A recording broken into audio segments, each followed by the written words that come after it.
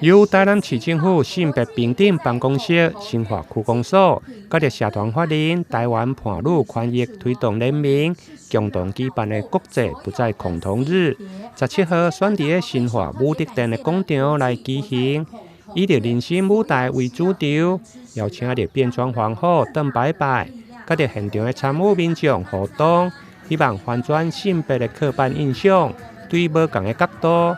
重新認識對性別的意義。有人講，你是泰國來，我們也是可以切換，我們是 very international，我們是 international， 那是國際界，國際，對不對？台灣是，所以呢，日本嘛是越南，對，那是台灣的台南，Made in 台南。好，那我們呢，其實對於就這個同性。這個議題咱各位長輩時代可能較無了解小可，也毋過呢，咱這位就是那個變裝皇後，其實呢，伊是種努力佇咱這個人生的轉變當中一路行來，其實有辛酸，也有血淚。一開始我相信，大家人攏會驚，不管本身是同志，還是你的處理是誰是同志，大家攏會驚，因為攏會煩惱，為什麼阮囝甲別人無共款？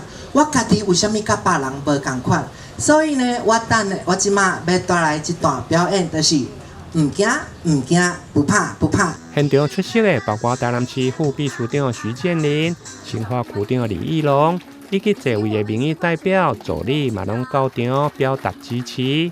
在各界貴賓的見證下，響應尊重多元的性別。今天很高興來參加這個國際不再恐同日。那這個活動呢，其實是象徵我們市府在性平辦在推動性平的工作裡面，那個推廣越來越多的人能夠尊重差異，欣賞多元的這樣子的理念。那也希望這樣子的理念能夠推行下去。你活動高調，閣是邀請變裝皇後鄧白白到場。在個華麗服裝為開幕式增添被看見、包容、甲着強大力量的勇氣。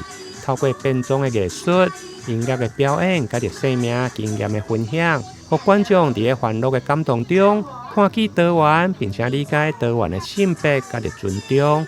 台南新聞李英根採訪報道。